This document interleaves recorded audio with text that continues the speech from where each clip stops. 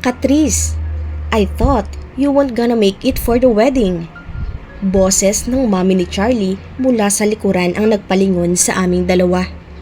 Magalang akong ngumiti sa kanya nang dumako ang paningin niya sa akin.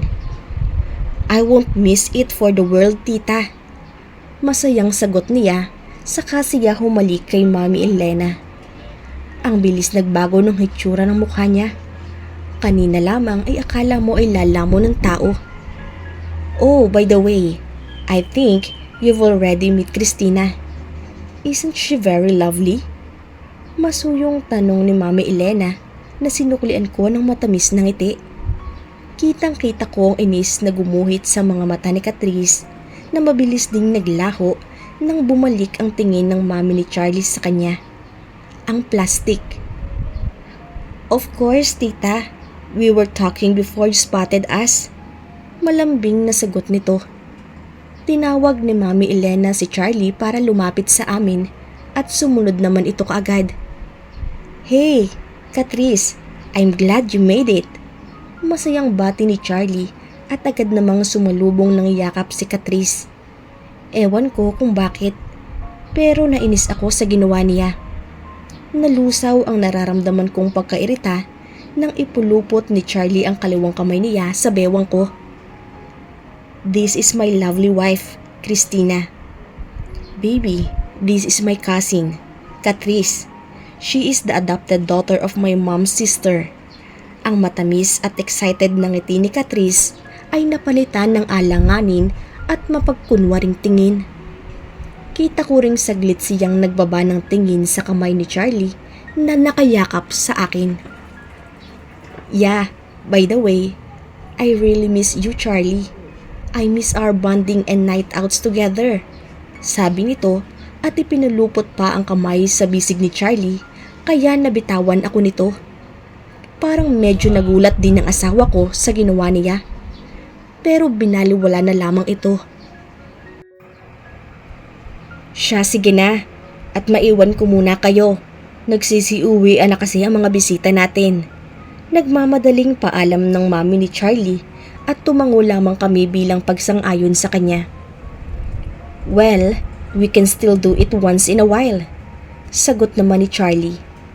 Parang pakiramdam ko ay sinasadya ng babaeng ito na magmukha akong out of place sa kanilang dalawa. Kaya gumamit na rin ako ng the moves ko. Hindi ako nagseselos sa atensyon na ipinapakita ni Charlie sa kanya. Ayoko lamang magmukhang apirito. Charlie, I'm really tired. Can we go now? Kunway napahawak pa ako sa ulo ko. Aba, ako kaya ang gumanap na Juliet sa English class doon sa roleplay namin noong nasa high school ako. Kaya marunong din ako ng konting acting. Of course, but you can still walk by yourself. Mabilis siyang lumapit sa tabi ko at iniyakap ang kamay niya sa balikat ko.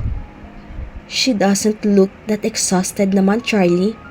Maybe you can ask someone to bring her to your room. I still have a lot of catching up to do with you. Halatang naiinis na sabat ni Catrice.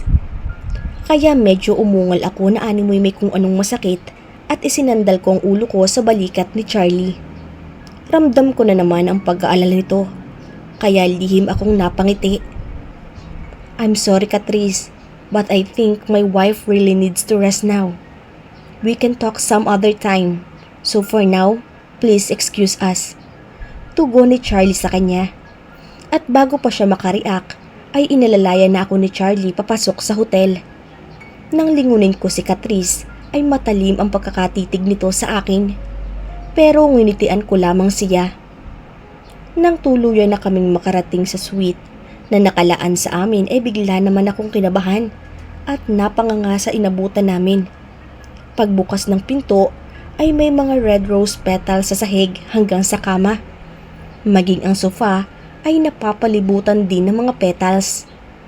At ang dining area naman ay nakaayos for a romantic dinner with candles and champagne.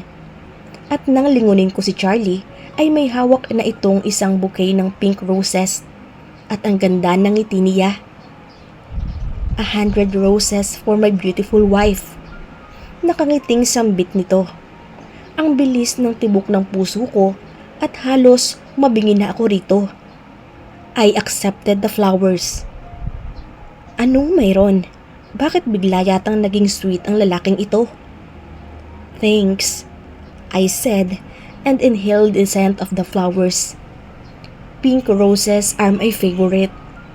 Dagdag ko pa. Nakatitig lamang siyang mabuti sa akin. Why are you staring at me? Alanganing tanong ko sa kanya. Well, it's the first time since this morning that you smiled. Genuinely to me.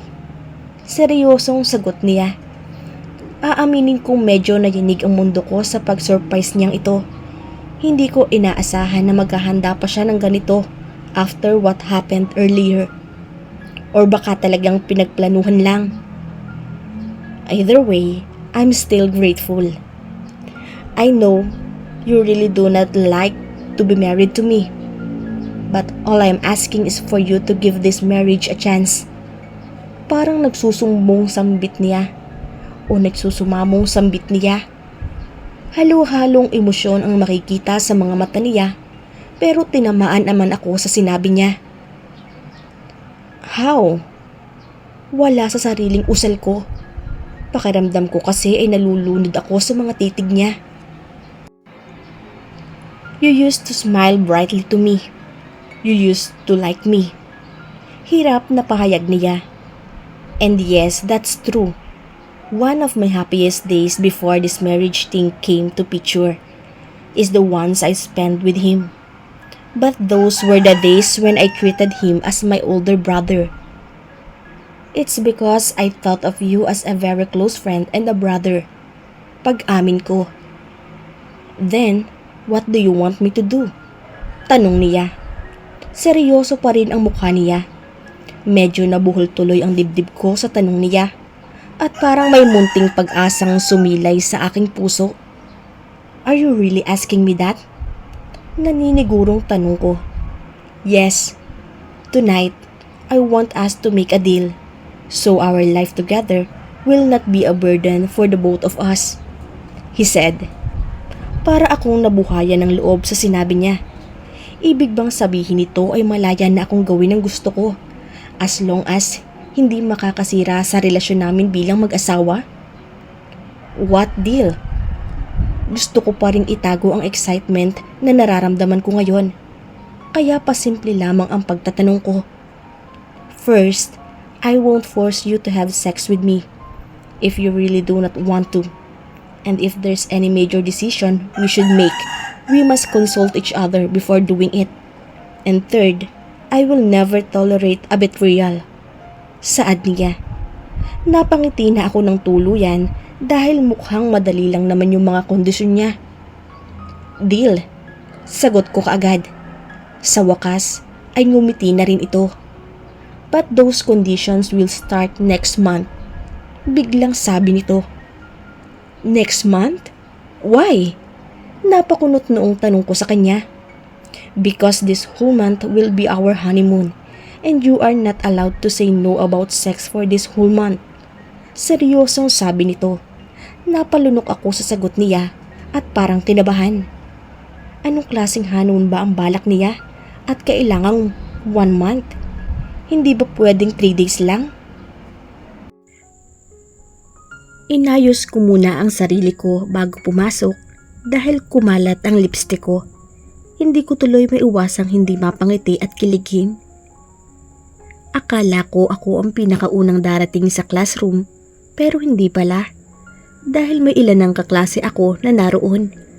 Lumingon pa sila nang pumasok ako kaya binigyan ko lamang sila ng tipid ng ngiti at tumango naman ang mga ito. Dito ako sa medyo likuran na upo dahil mas komportable talaga ako kapag medyo malayo sa harapan. Hi! Bago ka rito? Tinig ng isang babae ang nagpaangat sa aking mukha. Nakangiti ito sa akin at mukhang mabait naman siya. Yeah. Nahihiyang sagot ko. Tumaba ito sa akin saka nagpakilala. Ako nga pala si Angeline Rodriguez.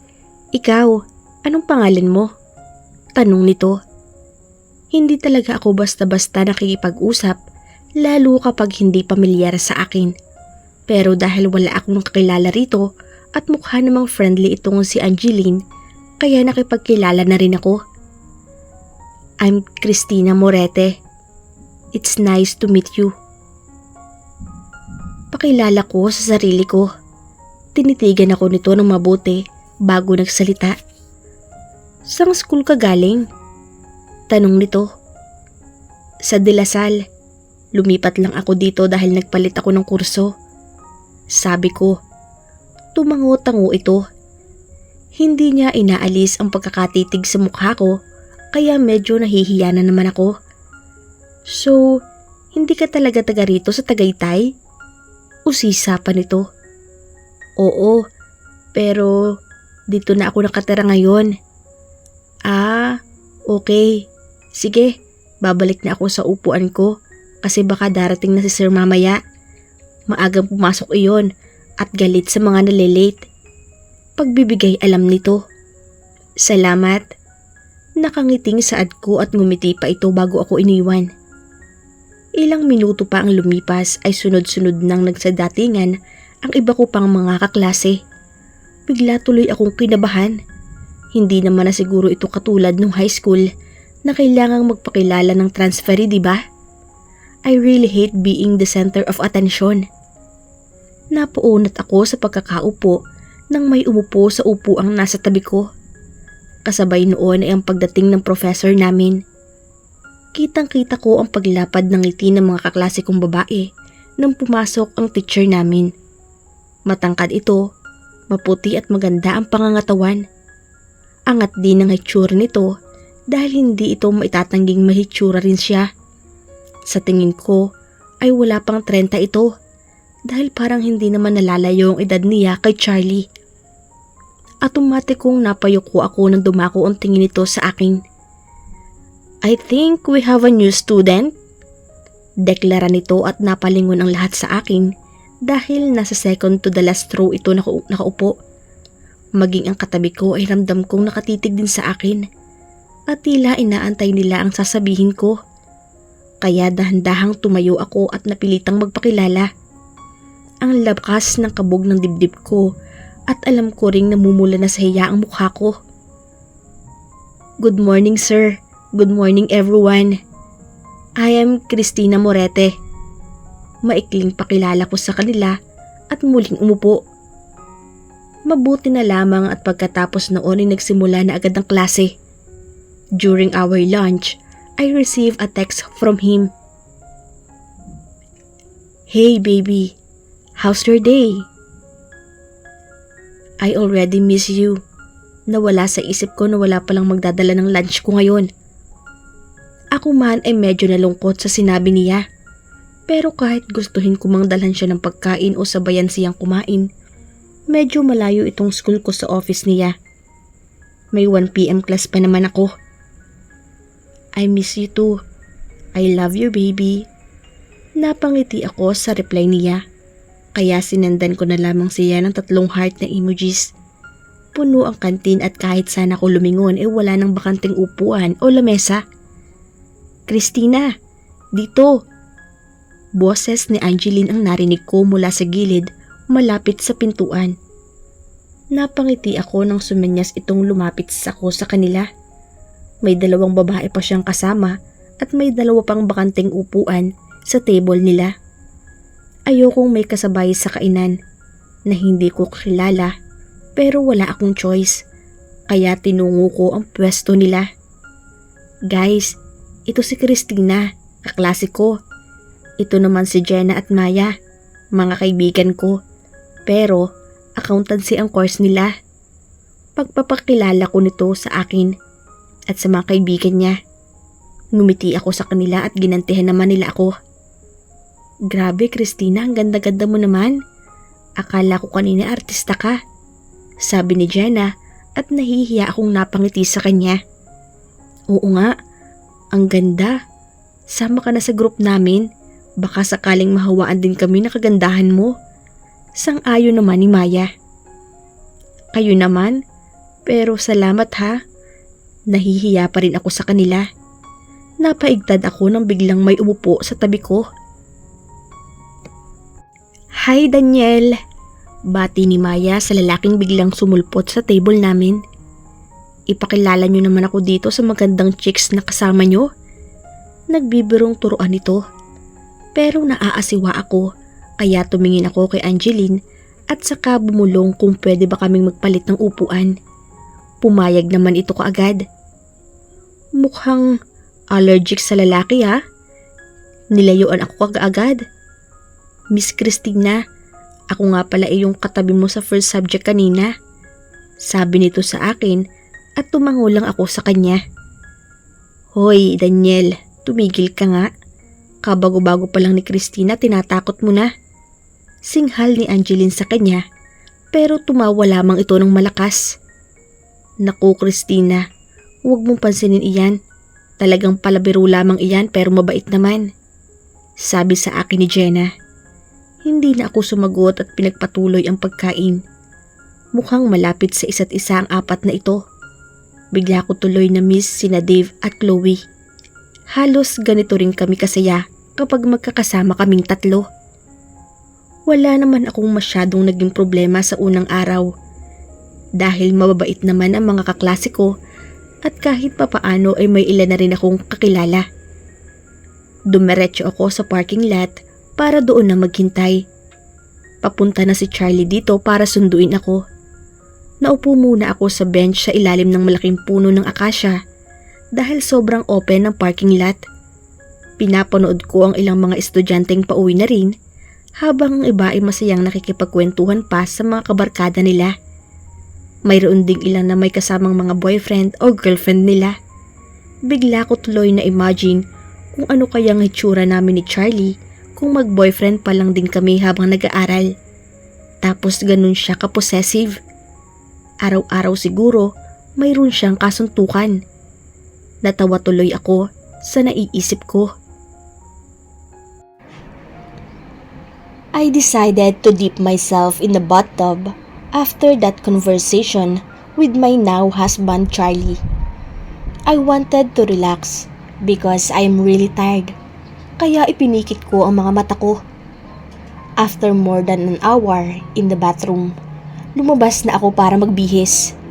Charlie was sitting on the bed with 2 glasses of wine in his hands. "Hey, let's drink.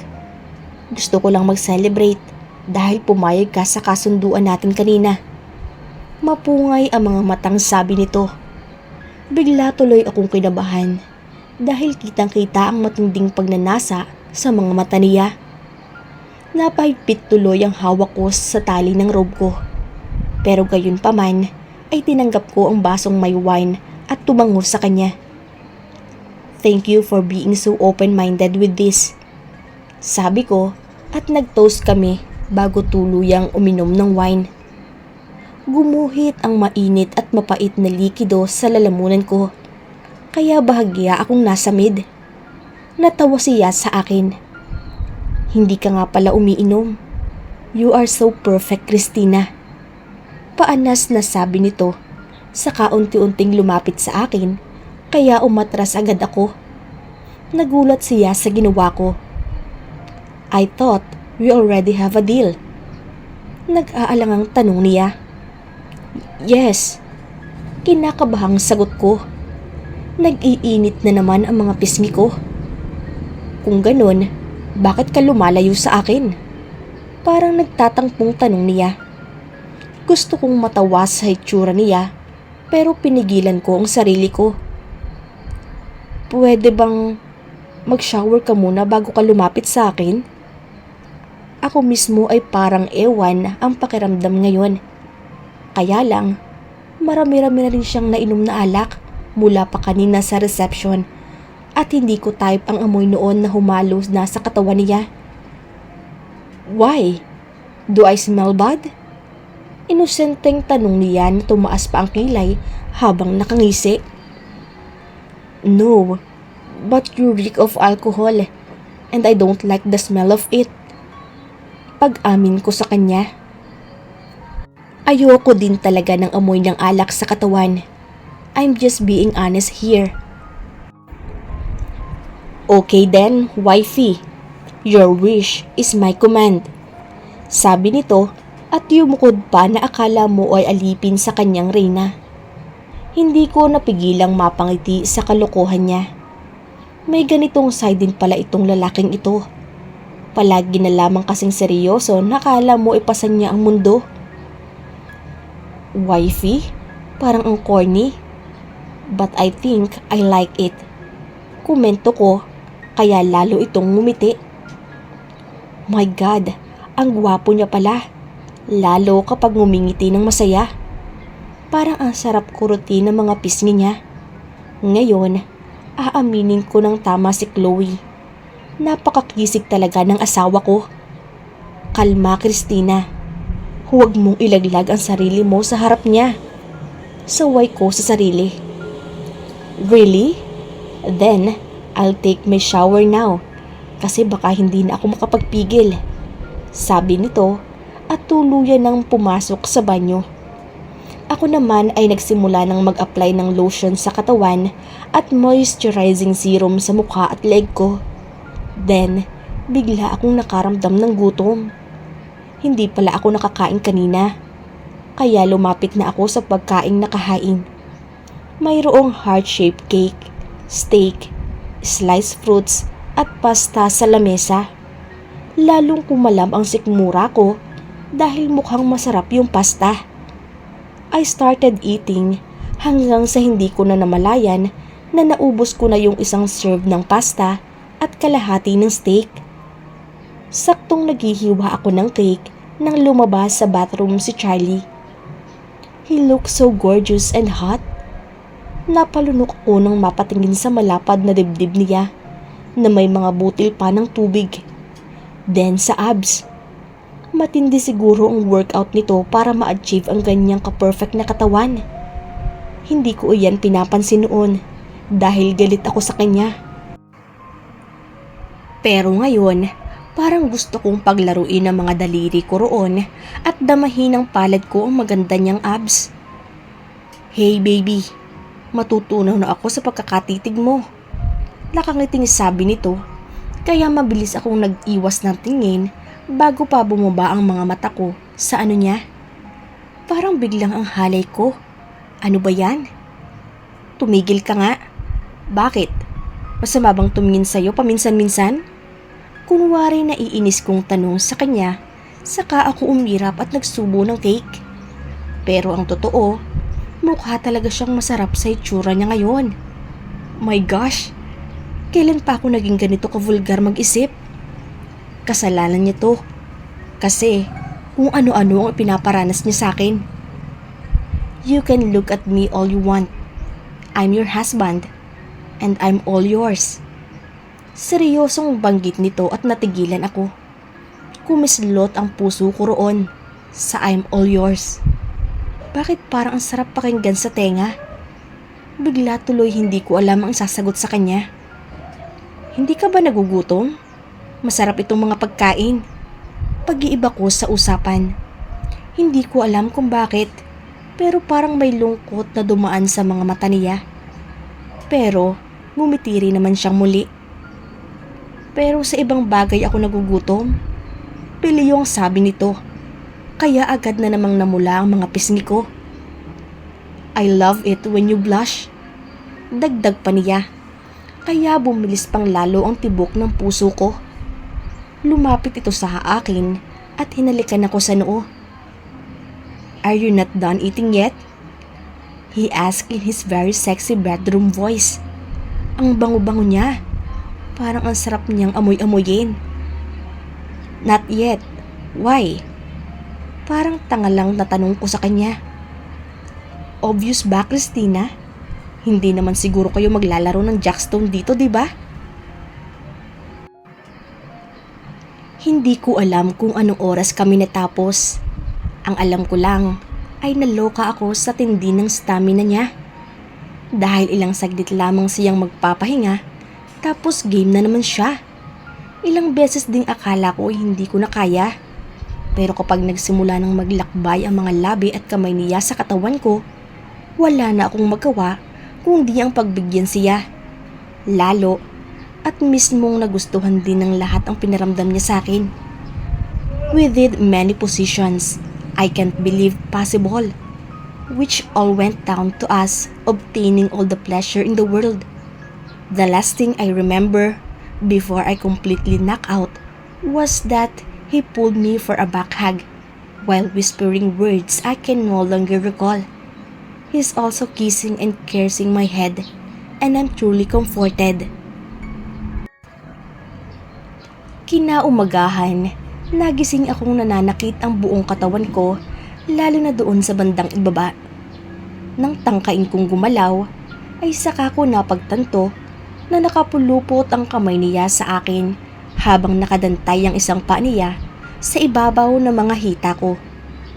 Dahan-dahan akong umikot para humarap sa kanya. Then, nalanghap ko ang lalaking amoy niya. Grabe, ang bango-bango pa rin niya. Paano nangyari yon sa dami ng pawis na nagpaligo sa buong katawan niya dahil sa tindi ng mga pinagagawa namin kagabi? Ang unfair. Bigla tuloy akong na-conscious sa amoy ko. "Good morning, baby," he said in a hoarse voice. "Why are you examining me?" Dagdag pa niya. Nahuli pala niya ako. Ano ba yan? Nakakahiya naman. Bumilis na naman tuloy ang pintig ng puso ko. "You are blushing again? What are you thinking while staring at my body?" Malapad ang ngiting tanong nito. "Wala ano, assuming ka." Ingus ko sa kanya pero ang init-init na ng mukha ko. "You're giving me a warning with that reddening of your face." Sambit nito at mabilis na dumagan sa akin. Nanlaki ang mga mata ko nang maramdaman ko ang pagkabuhay na nakadikit sa aking pang-ibaba. Hindi ko napigilang usal. Napamura ako. "Yes, baby, I want you again, and my proud warrior is ready for you," he said. With one quick move, he already entered me again. After that morning session, we had another 2 rounds under the shower and 1 at the bathtub. Hindi niya talaga ako tinigilan hanggang hindi ako sumusuko. Kaya imbes na mag-almusal, ay inilis lamang niya ang mga nagamit na bedsheet at kumot kagabi. Saka nag-request ng panibagong set at nakatulog ulit kami. I didn't know how long I was in slumber, but I felt sad when I woke up without him by my side. Hindi ako nakabangon agad dahil ang sakit ng katawan ko. Pero this time, gutom na talaga ako. Nang tingnan ko ang sarili ay may suot na akong pair of pajamas. And take note ha, humabol pa siya ng isa pang bago kami nakatulog ulit kanina. Mukhang pinaninindigan yata niya talaga yung honeymoon plan niya. Kakayanin ko kaya kapag palaging ganito? Saktong bababa ako ng kama nang bumukas ang pinto at iniluwa nito si Charlie na may dalang paper bags. Sa amoy pa lamang ay alam kong pagkain ang laman ng mga iyon. "Good afternoon, baby. Late lunch is here." He beamed with his charming boyish grin. Navy blue v-neck shirt at jeans lamang ang suot niya, pero mukha siyang model ng magazine. "Anong oras na?" tanong ko at nag-iwas ng tingin sa kanya. Hanggat maaari ay ayoko munang tumingin sa mga mata niya dahil humihina ako. "It's 2 in the afternoon. You were sleeping like a baby, so I just let you rest. You need more energy to..." Hindi niya na natapos ang sasabihin dahil hinagis ko sa kanya ang isang unan. Alam ko kasing kung saan na naman mauuwi ang mga piliyong banat niya. At gutom na ako, kaya magtigil muna siya. Tumawa lamang ito ng malakas sa ginawa ko at mabilis na ibinaba ang mga hawak. Pumunta siya sa akin at binuhat ako in a bridal style papunta sa dining area. I should have done this last night. Kaya lang, masyado akong nag-aalala sa'yo, kaya nakalimutan ko. Biglang sumeryoso ang mukha niya nang sabihin iyon. "Naku, hayaan mo na yon. Pamahiin lang naman ang mga matatanda iyon." Pang-aalo ko sa kanya. Thanks for the most wonderful night of my life, Christina. Madamdaming sabi nito sa akin habang malambing na nakatitig sa mga mata ko. Diyos ko, kung araw-araw ganito niya ako titingnan, ano na lamang ang mangyayari sa akin? I had a great night too. Nakangiting tugon ko sa kanya. Tangkang hahalikan kiya ako, kaya tinakpan ko ang bibig ko. Kumunot kaagad ang noo nito at ang mga mata ay nagtatanong. Kumain na tayo, nagugutom na ako. Pigil ko sa kanyang paghalik. Pahalik lang ng isa. Hirit pa niya. No, kilala kita. Baka yung halik mo ay kung saan na naman mapunta. Gutom na talaga ako. Maktol ko sa kanya. Minsan ay naiinis din ako sa sarili ko dahil konti o simpleng lambing lamang niya ay bumibigay na ang katawan kong masyadong marupok. Pero parang ayaw niyang paawat. Kasi itinuloy pa rin niya ang paglapit sa akin.